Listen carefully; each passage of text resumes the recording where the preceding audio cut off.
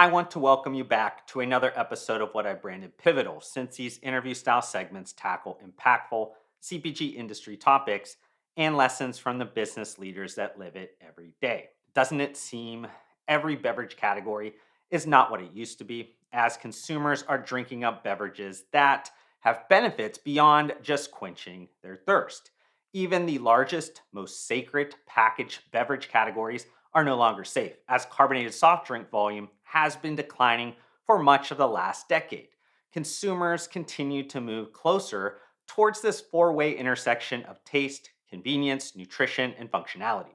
And functional sodas that often have a focus on adding prebiotics, plant fiber, or botanicals to support gut health fit right squarely in the middle of that. What has always made this emerging category so intriguing to me stems from the fact that consumers can make a healthier choice without really changing a lot of their typical behavior. That's a slam dunk in my world. But this story isn't only being told by functional soda brands like Olipop and Poppi. In fact, I believe I've found the hidden gem of the entire category. And in this episode, I'll be chatting with the co founders of Mayawell, Vicente Reyes and Oliver Shuttlesworth. Beyond sharing some founding story details, we discuss the inspiration for the Mayawell product composition and why that differentiation is an important foundational pillar. We also talk frankly about the early ups and downs that startups face when operating within a nascent beverage category, and why marketplace maturity sometimes provides the clarity needed to make bold branding adjustments that bring the entire strategic narrative to life. Moreover, we break down the functional soda category evolution that now sees Mywell and others taking closer aim at big soda. But these were just some of the fascinating topics we talked about. So, without further delay, here is the recent conversation I had with the co founders of Mywell. So, as many of you guys know, I guess the carbonated soft drink category, which is, I think, $110 billion in the US market at this point, is in the early innings of a crazy kind of transformation, like many kind of categories in beverage right now. I think it's being shaped a lot around like evolving consumer preferences, growing health and wellness kind of focuses, and functional soda, or I guess I'm from Ohio, so we call it pop. It's really kind of been outpacing all other beverage categories in growth over the last few years. And I think a lot of people have heard this story through the eyes or ears of like Poppy or Olipop. But my hope here through this conversation is I'm going to put you guys onto a new brand, one that's going to be popping up, no pun intended, for the next couple of years. I think the conversation a lot more, and that's Mayawell. But Oliver, Vicente, I want to just kind of thank you guys for the time that you guys took out of your schedule today to join me. I'm excited about this conversation. Yeah, likewise. Thanks for having us. Thank you, Joe. It's a pleasure. This is actually the first time, so I'm going to take the opportunity here. Like I typically have just me and one other guest, but I have both co-founders, so this is a special occasion. So I'm going to start this off by asking, like, your guys' connection. Like, what was that founding story? Like, what was the overall inspiration? What was that kind of like divine intervention where everything kind of worked together serendipitously together and created this thing? Yeah, so it really was. I mean, I think divine intervention is the right word. So I had been in New York going through a retail accelerator for a totally different product, and ran into a few obstacles along the way there. And as I was pitching another concept, it was actually framed around this beverage called pulque, which is a really incredible ancient beverage. Has a lot of both really rich history, but also a lot of unique characteristics, vitamin and mineral rich. But it's an alcoholic beverage, ferments into alcohol in about 24 hours. And I had been introduced to that through some travels into Mexico and thought there was a really interesting opportunity potentially for that. So I was doing more research into that side of things, and had connected with a friend of mine who had done a lot of social entrepreneurship through Central and South America, and was kind of explaining what I was thinking about. And he said, well, if you're thinking about doing anything with agave, you need to talk to Vicente.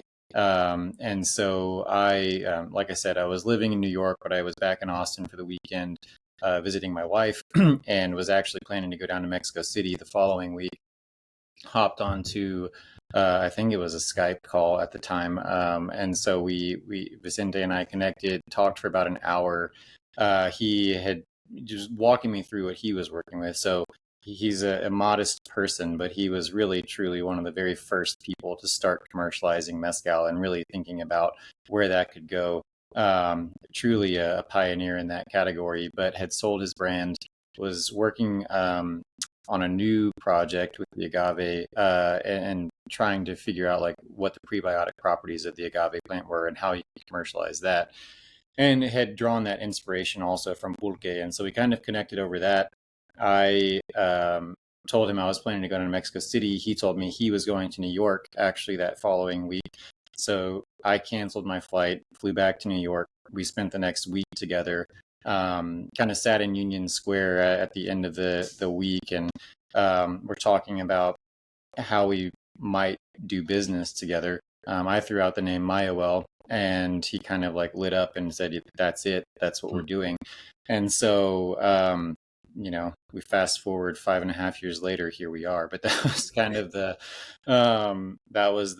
initial impetus behind kind of joining forces. I was gonna try to complement a little bit of what Oliver said, which is like this very, I would say, a magical story of how we got together. I think one of the most important for me moments of this, this gathering is when he mentioned the word Mayawell. So Mayawell is actually the goddess of agave. It's a very important deity, and I have a personal myth that is super connected to it. So when he mentioned that, I was like, this is the correct sign. This is the sign we need to use as, the ignition of this new company. The startup is gonna be successful. And the other thing that crossed my mind was this is gonna be blessed all the time. So wherever path we take is gonna be blessed, and we're gonna be able to create a lot of impact. I think the other part that really set us, put us together is kind of like our common interest to create social impact. That's the other thing. Like that's what the conversation was all about, and I think that's where the two elements were, fascinating. Yeah, it goes into the conversation we were starting to have before we hit record around just sometimes like feeling like you're supposed to be somewhere at a certain time, and you're supposed to like there's just this energy that you're needed in a place, and you're kind of talking about like why you kind of went back to Oaxaca, like just this, like you could have stuck in Austin or wherever, and it's like this is pulling you in this place that like whatever happens, it seems to be that you're there for a reason. We also were briefly talking about the beverage forum that I just was at the previous week, and I opened up the panel discussion, kind of mentioning around how there's been this shift from conventional beverages over to functional beverages, and I think because of that shift, it's kind of evolved or at least allowed the category to be more than just the liquid in the can. Like there is something that people are buying these products for beyond just because they're thirsty. And because of that, I think it gives a little bit of a platform to be able to do other things. So it's not just something that hydrates you now, or maybe something that provides the ability for people to have a social gathering. Those things are still prevalent, but I also think there's something more. It could, be the vessel to tell different stories that then integrate into allowing us to do more with that. And I think that's when these products become best, is when they're attached to some social cause, or they're allowing it to be more than just liquid in a can. I feel like that's where this all goes in the future. You're seeing more and more of it, but I think it's just starting to become, a very powerful force. Yeah, absolutely. And I think, customers more and more are looking, to get behind brands that they support, and not just support in terms of like the product, like you said, what's actually in the can, but what the brand means, what the brand stands for. And especially just as I think a lot of so much of the CPG landscape is owned by a very small percentage of companies. I think that the opportunity to support the upstart and those brands that are trying to drive change, even, we'll see where things go down the line with the category, but at least having the opportunity to start the conversation now. And I think you've seen, especially with Olipop and Poppi, like they are making massive inroads and stealing customers away from, even the Diet Coke drink or things like that. So I think it opens up a really incredible opportunity for us and for other brands to really connect with customers in a way that they're looking for, and also to stand for something beyond just the product inside the can. So it's an exciting time to kind of be in this world, I think, because it's where I think customer behavior is shifting increasingly. And before we kind of, I guess, go deeper into exploring some of that stuff that you guys have been able to do well, translating it through packaging and whatever, I want to talk about the liquid a little bit. And I want to talk about specifically the ingredient agave, because I think that there maybe is a little bit of a misperception in the US market because of maybe the commercialization being through agave nectar, and like being that thinking of it as maybe a natural sweetener swap for that, where there's an element of fiber that's a part of this as well. And I think if you guys can maybe walk through like that being such a core element of the product, how that plays into like clean label and just everything that you guys are doing with the actual liquid within the product. Yeah, I think that's the key question for us. It's a very interesting question. So I have to tell you a little bit of the discoveries we've made, because that explains the core of what we're offering. So basically, the agave plant, this special characteristic attribute of having the possibility to metabolize solar energy into very specific and very complex chain of fructans. That is the basis of everything. These fructans are called agave.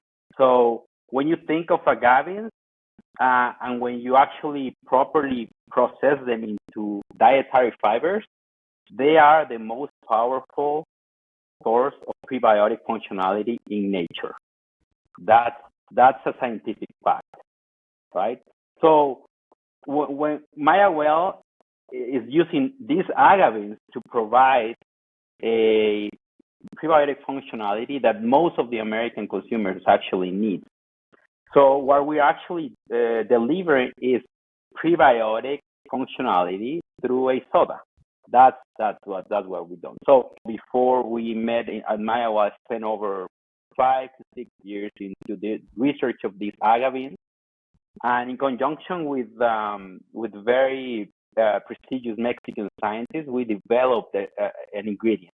This is what the ingredient is called, active agave, and this is what we're using in Mayawell. Of course, it has a side of, we combine it with natural sweetness, to provide in one ingredient both. But the most important thing is the functionality, the prebiotic functionality. We're not focused on the natural thing. Of course, as we developed Mayawell, we wanted to avoid certain things. We didn't want to enter into, like stevia or other, because we have everything within agave, But the most important thing about our functionality and our differentiation is that we use agaves as the main prebiotic functionality source. So that's kind of the background that sometimes we of course try to put it out there in the can, but this is part of the story that people are. This is the major shift I think we're bringing to to the consumer market. I think our basic mission, if I can have a dream and I can express it, is to share these incredible agave benefits, prebiotic benefits, with the world, especially trying to deliver a very specific necessity of the consumer, which is the daily consumption of fiber. Most of Americans do not have, do not cover this consumption. So each kind of Mayawell delivers at least 20% of the daily consumption of dietary fiber, but not any dietary fiber, just the most powerful one. So I think this is the basic differentiator in Mayawell. And I think to your point, I mean, there is a little bit of education, I think, around what specifically makes us unique, which is that combination of using agave as both the sweetener and the fiber source. It's what makes Mayawell Mayawell. But it is also, I think, it alleviates the concern that some people might have historically about high fructose content of agave, because it is that combination, our proprietary combination. It's actually lower fructose content than honey, even, and so it's not going to spike your blood sugar because of the agave base, and it's also low in fructose. So it is a really unique ingredient and offering for the customer, but allows us also to avoid some of the, I think, issues that come along with other alt sweeteners, whether it's monk fruit or stevia, which is that they do often have a pretty pronounced aftertaste. So it is a cleaner finish on the back end, while providing, I think, like one of the leading functionalities in within the category, I would say.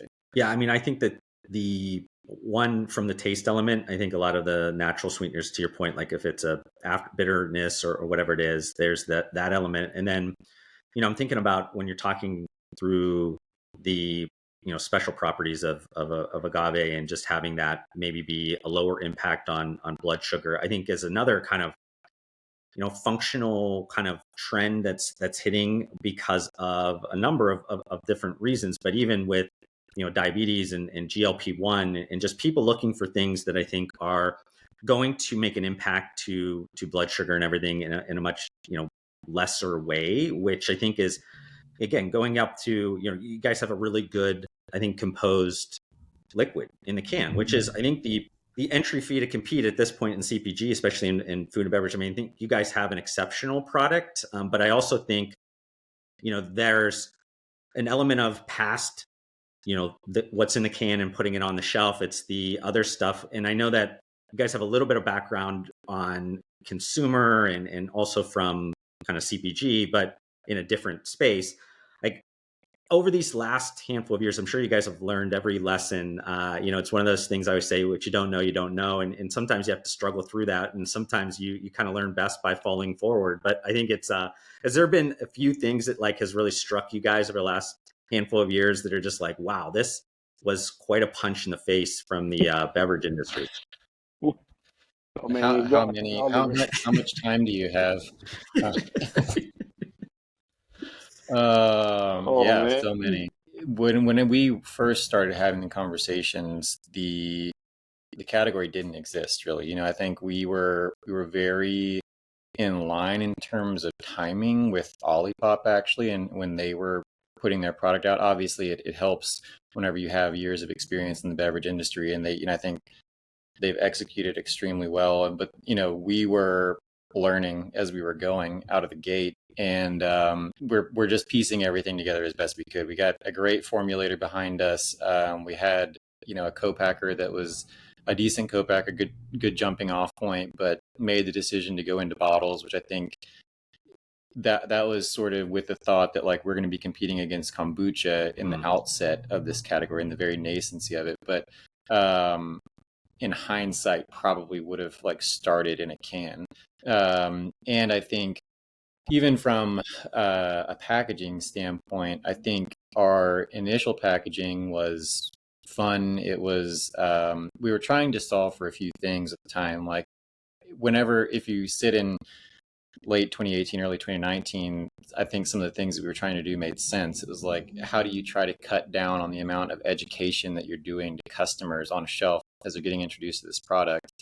But we lacked, I think, some of the like flavor call outs that needed to be really very much more apparent. So we had this interesting push and pull, because I think customers liked it. Buyers were very iffy on it. There was a lot of some loved it, some hated it, and it was just this like constant tug. But I think if we were going back again, try to start at a place that we ended up now, which I think we are fresh off of winning first place in the Dialine Design Awards for 2024, which was an unexpected and incredible thing to see. But I think had we started where we are now, I wonder kind of like where things would potentially been. But you can only do what you can do, at the moment. So hindsight's 2020. But that was definitely something. Another thing was we launched into LA off the advice of a couple of different advisors, which I would never have done. I think like it makes such a huge difference, especially as you're getting going. Like you've got to be in front of your customers. You've got to be learning as much as you possibly can, pushing the product yourself. Like all those things are super important in the early days. And so, absolutely, like would not have done that. But yeah, there's so many more, but those are some of the immediate ones that come to mind.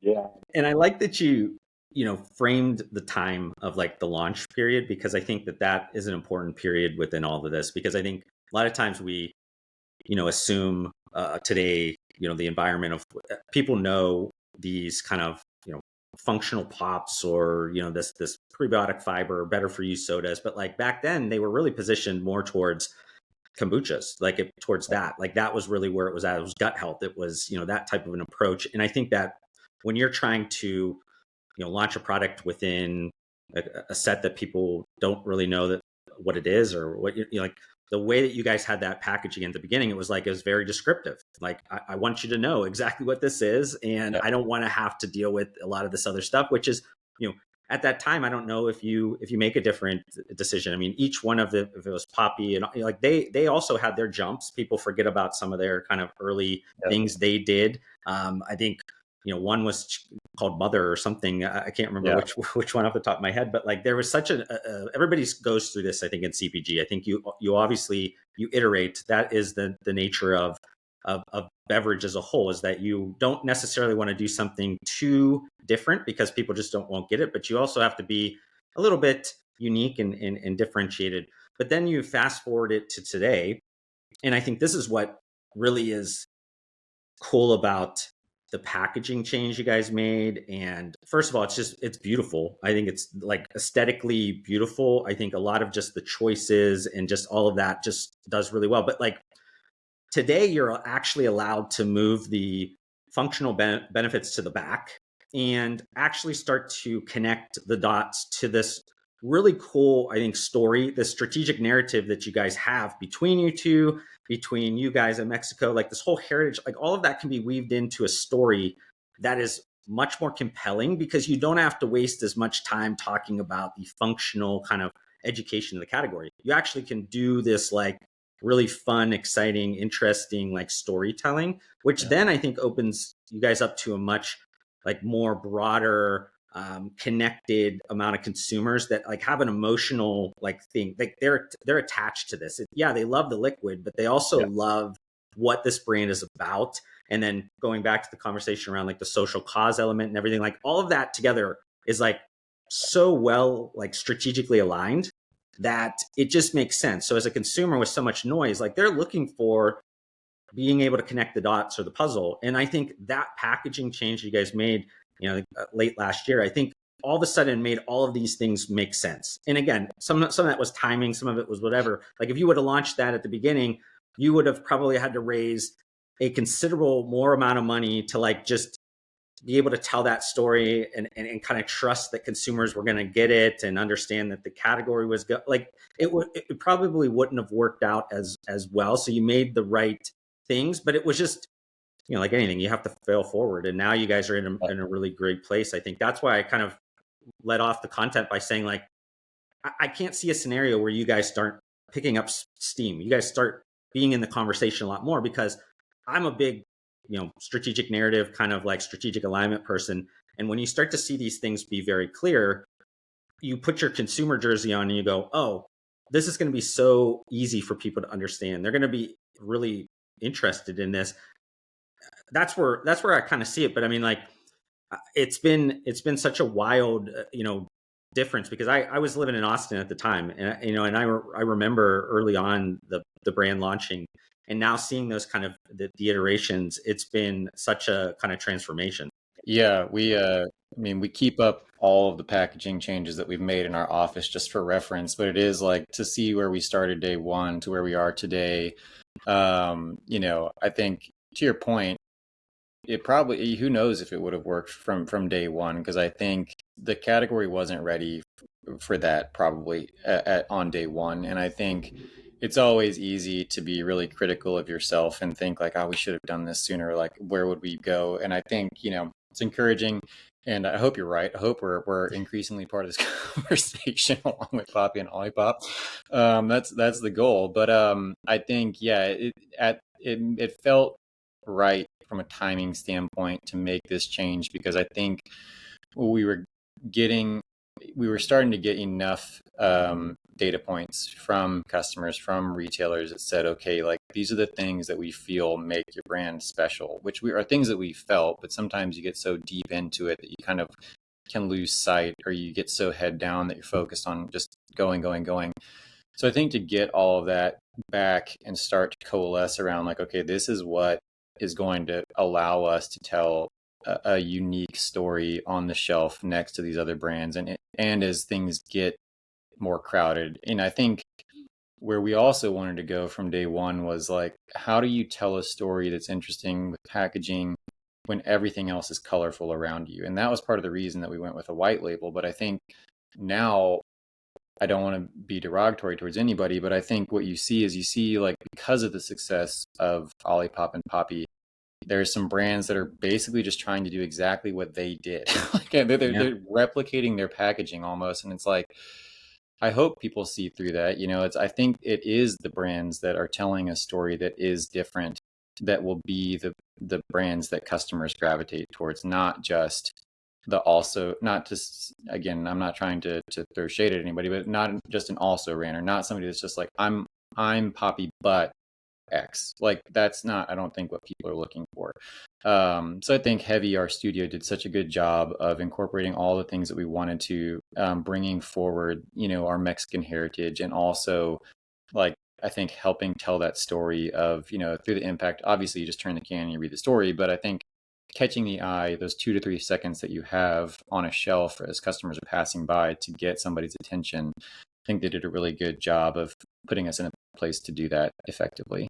The word that kind of comes and kind of flashes in my mind is like authenticity, because I think that there's a lot of times, I think people will blindly make moves towards where the leaders are going because they understand the what, but they don't really understand the why behind why, the decisions that those companies made a long time ago and why it is most effective for them, because they're not truly in touch with like what is going to drive the business from their actual customer base, what is unique to their thing. Like, I think a lot of times people get caught up in CPG following the leader over looking inward and going like, what makes us unique? What makes us different? And how do we double and triple down on that? Because that authenticity is going to come and shine over time. That one is going to be tried and true. As long as we can execute as the blocking and tackling of CPG, can we do the things we need to do strategically right?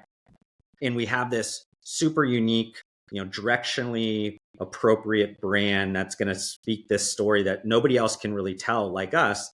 You're just going to incrementally find new customers that are going to be attached to that. And they're going to tell people, And like, sometimes it's a patience game when you're playing that kind of role. But when you talk about competitors rushing into the category because they look at the growth rate and they look at, dollar signs, you don't have to worry about those competitors as much, because you're like, well, they can't be like us. They right. If they try, they're going to be quickly outed as being not authentic. And, arguably, I don't know what the end goal here is for you guys, but like, if it is going down that path of a big CPG exit or something like that, like, at this point now, a lot of times they're looking for truly distinct, unique, authentic brands that have this like tight-knit ball of consumers, you know what I mean? Because that to them is something that they can continue on and usher and do that thing. It's not so much just an arbitrage of product or whatever, because at this point with low barriers of entry, people can,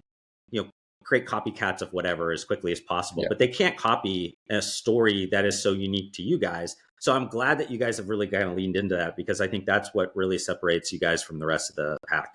Right. I think the moment we started to look at where we come from, why is it that we're so different, and what do we actually want to put out there that makes us different, the whole, the dots started to connect, okay, our Mexican heritage, the agave story through Mayawell, the agave. We're now set for success. We're now set for expansion with a very truthful and unique project. We're not following anyone. We know what we have and why we want to show it to the world and share it to the world. I think that's what makes us unique. And I can tell you, we are getting a lot of attention, not only from consumers, but, from competition, of course, but also from like very important players in the industry. I want to talk a little bit around, I think we mentioned it earlier, just maybe like where this category can go and kind of what, is ultimately the opportunity here, because I think that I mentioned at the beginning, like, carbonated soft drinks I think they now don't like that term anymore. It's sparkling something. I don't know what these like legacy players love to try to call themselves, but I think like, it's $110-ish billion in the US market. I think the better companies like Poppi have taken a more direct shot at that over the other side of this is like the kombuchas and the gut health thing. I think that was a great starting point, but I think the bigger opportunity is how do we get mainstream consumers from middle America that drink Coke or Diet Coke or Pepsi or whatever that is, how do they make just small adaptations to their lives? They make small swaps from a conventional, maybe high sugar or maybe just artificial sweetening product to a better for you fiber product that has, natural sweet. Like just making that incremental kind of shift over time will, I would argue, improve overall health in the United States substantially, just because of just that thing, because it's such a big category. People, I think, forget, and maybe sometimes, us that are a little bit more health and wellness kind of focused on our journeys, and like we don't do it, like we forget it. You get outside of that echo chamber and you get out to like just go to a quick service restaurant and just see what people are consuming. And you go, most people are grabbing the fountain drink and they're slamming, a 48 ounce like Coke, and like how much sugar is in that, and like what does that do to your health over time? Like I think that provides such just a huge runway for this, regardless of the where we understand gut health to be, and if that maybe unlocks other maybe functional things or not. I think it's just a very easy swap that creates a big massive opportunity. Yeah, absolutely. I mean, the amount of sugar consumption like on a per capita basis is just unreal. I think and even products. I was looking at a coffee chain, I won't name it, but I was looking at a coffee chain's menu yesterday just out of curiosity. And some of the products had like, this is a coffee place. Like, some of the amounts of sugar were like 160 grams per drink.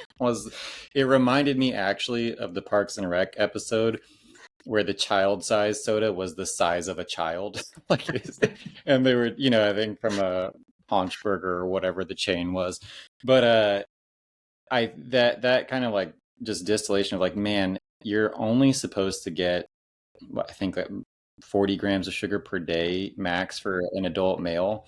And to think like in a single beverage, you might be taking in 3.5 times. It's crazy. And how often those choices are made, honestly. And I think to your point, ultimately, I would see it. It's got to be a pricing thing. I think like pricing, when you can get, a 12 pack of Coke for $2.99, or I don't know what the price is, but when you can get it for the cost of one or two Mayawells, there is friction there. It will always be there. But I think to the extent that we can continue to introduce, and maybe it's not a daily thing, or maybe it's, a once a week change or something, incremental changes, like you said, I think that's got to be the goal, is how do you introduce this? Or, over time, like you said, I think just making those choices on a daily basis, but making it an accessible thing for people across the country, regardless of, socioeconomic status. Like, I think that is a key driver. That's got to be what we aim toward as an industry. Because I think if that hits, then the growth potential is sort of unlimited. But I think customers will pick it up based on taste and based on the functionality. But I do think there is that friction that exists between, pricing and how often can I choose to make this choice, especially as other things are, with inflation, specifically within the grocery store, has kind of ticked up significantly over the past couple of years. It makes it harder to make those choices daily. But I do think like if that can hit, then the opportunity is substantial. But I think even if it doesn't, you see that kombucha was a 1.2, $1.4 billion a year industry in the US not that long ago. Like I think it has significantly more potential than that on a yearly basis, just because you're always making some sort of sacrifice with kombucha, typically from a flavor standpoint, and it just wasn't as accessible to a wide enough audience. Where I think now, with the flavor profiles, with the functionality, the ease of consumption, like it just has a bigger audience. I would say. I wanted to kind of like do a 360-degree take or approach. I come from Mexico is number one country of consumption of Coca-Cola, number one globally, but it's also connected to number one diabetes problem country.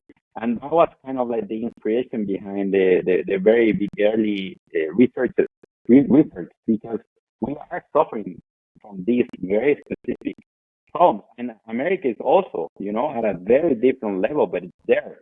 So at the beginning, when you're a social entrepreneur like Oliver and I, we are aiming to solve a problem. And this is the inspiration of it. I mean, coming from Mexico, I was like, I was detecting this, this is going to kill thousands of people, it's actually killing thousands of people. So how do we provide a solution that is actually helpful, like uniquely helpful using the agave benefits? So I think that's what actually is connecting everything, right? Like, this is the real story behind how to solve a problem.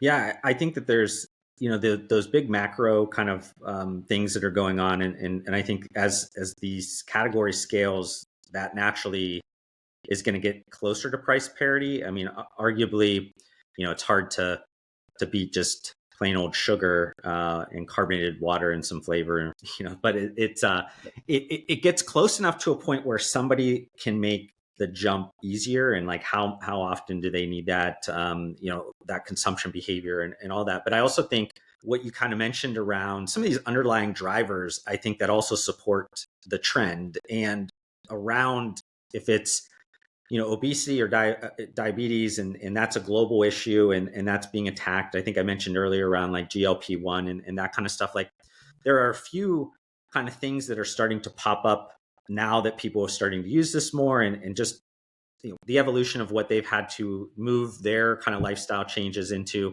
higher protein, more fiber, and maybe some like nutrient gaps that start to evolve because they can't eat the same or eat as much or whatever that is. And I think that over time creates these like second order effects that then create a better chance for these products to not necessarily need to be at price parity, but close enough that people go, oh, well, if I'm making this lifestyle change, this is going to be an important extra 50 cents or whatever per can. Like that's worth it to me because this is something that's really kind of needed within my lifestyle change because it's making me healthier or whatever. And there's obviously a ton of other ones that are kind of underneath that. But I do think, this is one of those scenarios of like, you guys are positioning or kind of in a category that is like where the puck is going over like, where it's been. It's one of those situations where like your best strategy is like, we have to be better each day at telling our story, at explaining our benefits, at doing like, because ultimately if you put your head down and that's what you do, you pop up every once in a while, and each time you do, it's going to be that the market's moving closer and closer to you guys. You know what I mean? And it's like, and if you keep telling your story better, you're going to win kind of those incremental customers over really kind of paying attention to a lot of these kind of noise that's around you, because it doesn't particularly matter. I mean, it's really a matter of, going back to some of those like early lessons of CPG. It's like, okay, like what are we doing from our sales and distribution models? Which territories are we focusing on going deep into? So we have, velocity and density over, trying to do too many things at once. Are we building a model or a machine? And then as we start to have those things turn, we are selling the model across the United States because we know we have the product well, we know we have the marketing kind of plan that's all kind of linked together. We have, the supply chain in check. We have all these kind of things that are working in our favor. And it's really like just a focus inward of like, we just have to continuously be better because we know that everything else is kind of working in our favor for the category. And that's just going to give us more momentum or more of a multiplier effect if we could just execute on what we're doing, because there are going to be a lot more people that jump into this. There already has been. I mean, there's major players. I'm sure every single one of the big beverage brands are going to try to do something that's like they think that Gen Z consumers want, or whatever it is that they, a bunch of guys in the room think. It's one of those situations where I think the end of the day, the only thing that you guys can do is just do yourself better, each day. Like that's it. And then that's going to be such a benefit. Yeah, you said everything is both to align. Even other kind of parallel consumption trends like non-alc is helping. I think I come from the alcoholic world, and I made a major shift, because I don't care about drinking that too much, even if I find that appreciation for agave products as mezcal. But when you see the trends for the new generations and they're moving towards non-alc, you go like, oh yeah, of course. It's not only one thing. A lot of things are moving towards a more healthier path, So I think that's where we are. If we, as you say, if we become better and better and better, and we communicate best our story, and we conduct business even better every day better, of course we have a huge potential. All the trends are aligning into one kind of like a path where we are very versatile. Because I think I think we're way more than soda. I want to just leave it there. But Mayawell is a very powerful brand that is more than a prebiotic soda. And I think behind us, there's like three major strategic pillars. Like when Oliver and I joined, like we knew creativity was going to be number one thing, but also, innovation and also social impact. We're realizing we're way more than a prebiotic soda. With the power of our DNA is way more than that. I think if people didn't know you guys before this, hopefully they get a sense. I think people, if they get a chance to taste the product as well, they're going to get a good sense of kind of what's going on. But I just wanted to thank you guys again for the time, all of the kind of insights and stories that you guys told. I definitely appreciate it. Yeah, likewise. Thank you for having us again. Thank you, Josh. It was a pleasure. I hope you enjoyed this YouTube video. If you did, consider hitting that like button to support me. Also help me get to my new short-term goal of 4,000 subscribers by hitting that subscribe button. I'd love to see you join me on this journey, but we need to fix the fact that slightly more than 90% of you that are watching this YouTube video right now are not subscribed to my channel, and that makes me extremely sad. But I do want to thank you for tuning in, and I'll see you on the next one.